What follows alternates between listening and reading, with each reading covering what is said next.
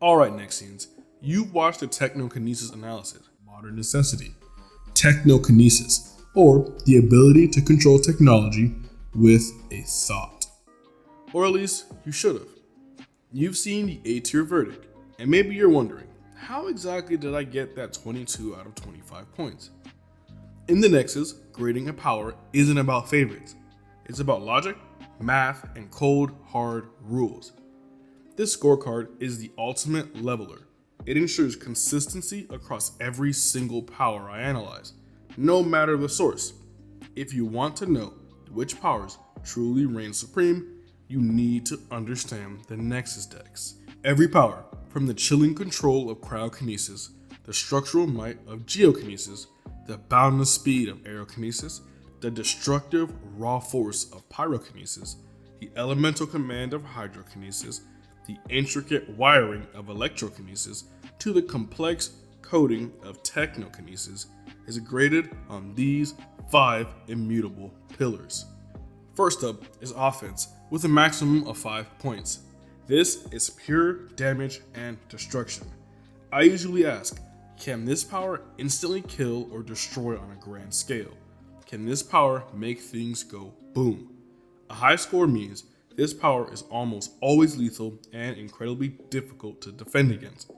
A perfect score is reserved for powers whose raw output can overcome both physical durability and rapid regeneration.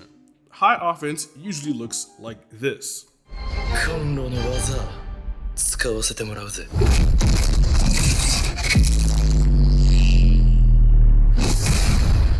Or like this.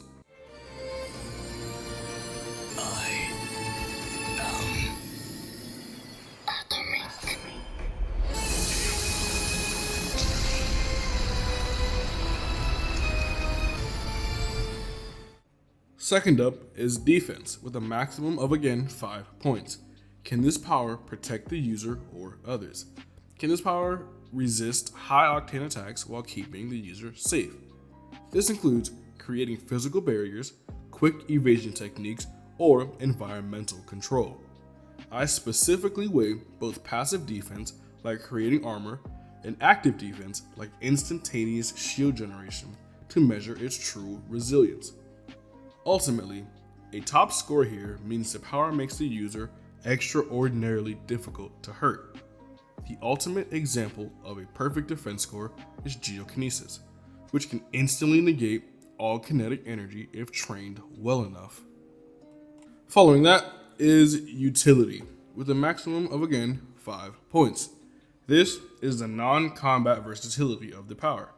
Can you travel great distances, scan the environment, or solve complex problems in the real world? A perfect utility score requires the power to be applicable to societal or economic functions, not just small personal tasks. Technokinesis scored the gold standard for utility because it can run, manage, and monitor the entire global infrastructure. Coming up fourth is support, with again a maximum of 5 points. This is the team's utility and maintenance value. Can your power heal allies, provide instantaneous communication, or track targets flawlessly? This pillar measures the power's ability to be a true force multiplier, increasing the effectiveness and survivability of everyone around this user. Powers like hypnosis and biokinesis score surprisingly high on support because their value is in team maintenance and not personal glory. Lastly is potential, with again a maximum of 5 points. This is the ceiling of the power. Does it have a simple, quick limit, or can it be scaled up with effort to become a world-ending threat? We look at whether the power's potential relies on raw number increases, or if it unlocks fundamentally new and superior abilities. The greater the power's potential for domination and the fewer internal constraints it has, the closer it gets to a perfect score. A power with truly limitless potential looks like this.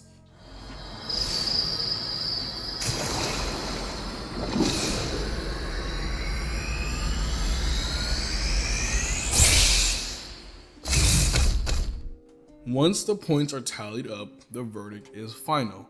And here's what that score actually means. Starting things off, there's S tier, which is 25 points to 23 points. These powers are essentially unbeatable. They're world-breaking and world-shaking, and have near zero exploitable weaknesses. These abilities are so scarce and so powerful that they grant the user near total control over reality, setting the standard for all of fiction. Second up is A tier, from 22 points to 20 points. These are world-changing powers, like Technokinesis, which are incredibly difficult to beat, but have clear and logical flaws that prevent the true S tier status. An A tier power operates with near perfect efficiency at almost no resource cost, making them the most dangerous abilities that aren't quite gods yet. Next up is B tier, from 19 points to 15 points. These powers are quite viable. High-level abilities that are consistently effective but have significant or well-known counters or high resource costs. Most powers land here, constrained by exhaustion or a very specific Achilles heel, requiring strategy and planning to overcome their inherent limitations. Next is C tier, from 14 points to 10 points. Situational at best, effective in only a few narrow circumstances, and too easily defeated in a general fight. These are your run-of-the-mill powers. Next up is the D tier, from 9 points to 6 points. I don't recommend any of these powers. They are either far too weak, require costs to outweigh their benefit, or are so situational they can only succeed if the enemy is actively ignoring you. You're better off crushing their kneecaps and then using your ability to get them. And last, but certainly not least, is F tier, from 5 points to literally nothing. These are garbage, bottom of the barrel. If your total score lands here, your power is statistically worse than simply being a well-trained martial artist. This is the absolute lowest point on the scorecard, reserved for abilities so laughably limited that I recommend ditching the superpower entirely and investing in a good pair of boxing gloves. The Nexus-Dex isn't just a score, it's the truth behind the power. Now that you know the rules, your homework is simple. Go back and rewatch my entire superpower breakdown playlist now that you know exactly why those powers landed where they landed. Hit that subscribe button to lock your spot in the Nexus and tell me in the comments below, which of these 5 pillars, offense, defense, utility, support, or potential, do you think is the most important for a superpower? Once again, stay informed, stay having fun, and this is your captain, signing off.